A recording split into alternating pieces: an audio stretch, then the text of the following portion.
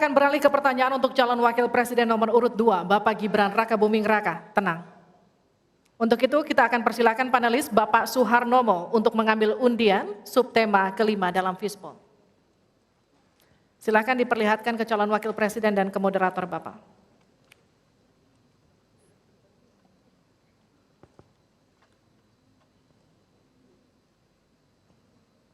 Infrastruktur. Pak Tauhid Ahmad, kami undang untuk mengundi huruf A, B, atau C. C.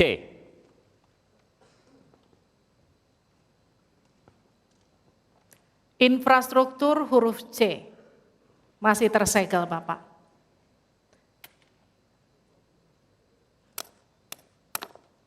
Mohon didengarkan dengan seksama karena kami hanya akan membacakan satu kali. Pertanyaan untuk Bapak Gibran Rakabuming Raka dengan subtema infrastruktur. Dalam 5 tahun biaya infrastruktur pada proyek strategis nasional sebesar 2.385 triliun rupiah dari APBN. Sementara untuk infrastruktur sosial seperti sanitasi dan air bersih masih memprihatinkan. Pertanyaannya, bagaimana strategi paslon untuk memastikan penyediaan infrastruktur sosial tanpa membebani keuangan daerah? Waktu Anda untuk menjawab 2 menit, kita akan mulai ketika Anda berbicara. Silakan. Baik, terima kasih. Jika kita bicara masalah sanitasi dan air bersih, ini nanti nyambung ke masalah stunting. Untuk masalah sanitasi, ini perlu kolaborasi banyak pihak. Misalnya apa yang sudah saya lakukan di Solo.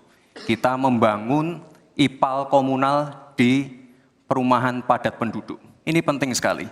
Lalu untuk kebutuhan air bersih, kita juga bekerja sama dengan kabupaten sekitar, misalnya dengan Wonogiri, Klaten, untuk mendapatkan air bersih. Kita juga sekarang sudah ada proyek strategis nasional, membangun beberapa bendungan dan embung. Ini nanti juga penting untuk meneruskan program pengairan nasional yang nanti berguna untuk pengadaan air bersih dan juga untuk mengairi sawah. Ke depan, masalah sanitasi dan air bersih ini penting sekali.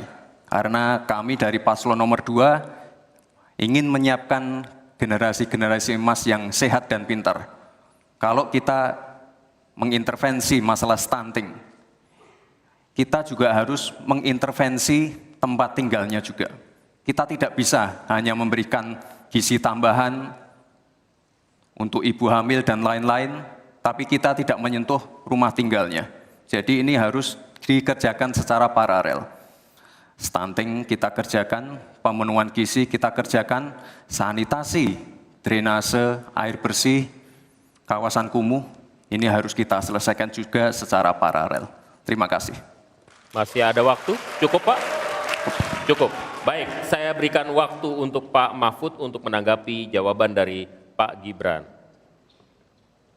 Mas Gibran yang terhormat, tadi itu pertanyaan yang dibaca oleh moderator, bagaimana strategi paslon untuk memastikan penyediaan infrastruktur sosial tanpa membebani keuangan daerah.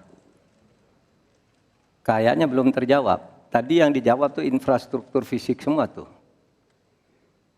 Infrastruktur itu kan ya ada infrastruktur sosial, ya itu yang penting. Kemudian regulasi. Bagaimana Anda menyiapkan regulasi sekarang ini agar semua itu bisa berjalan dengan baik.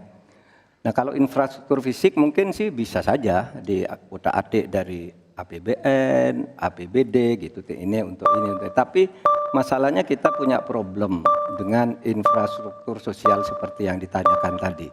Nah itu saya kira yang perlu dijelaskan lebih jauh. Selesai. Waktu Anda habis, baik kita akan ke calon wakil presiden nomor urut 1 Bapak Muhaimin Iskandar untuk menanggapi, waktunya 1 menit.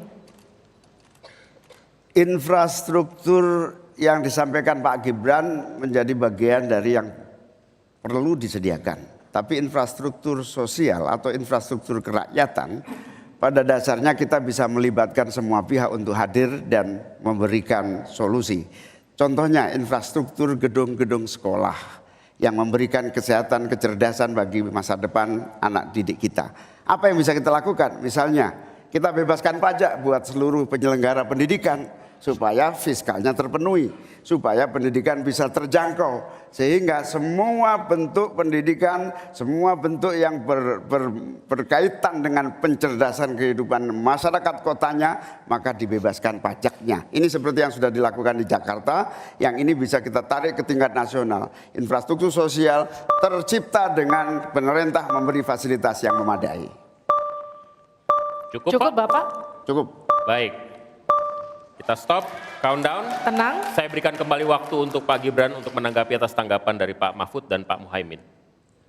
Baik, terima kasih. Mungkin Prof. Mahfud dan Gus Muhaimin kurang paham dengan apa yang sudah saya paparkan. Saya tadi juga bicara masalah infrastruktur sosial, stunting itu loh Pak. Ya, tapi nggak apa-apa, saya perjelas lagi. Kita punya program makan siang gratis. Banyak yang nyinyir, tapi sekali lagi Pak, program makan siang gratis ini adalah investasi menuju Indonesia emas. Program makan siang gratis 400T ini adalah stimulan untuk ibu-ibu warteg-warteg, warung-warung, catering-catering yang ada di daerah. Bayangkan 400T mengucur ke daerah-daerah. Semua ibu-ibu ikut memasak makan siang untuk anak-anak kita. Itu Pak yang saya maksud dengan infrastruktur sosial. Program makan siang gratis, investasi ke depan untuk menuju Indonesia emas. Terima kasih.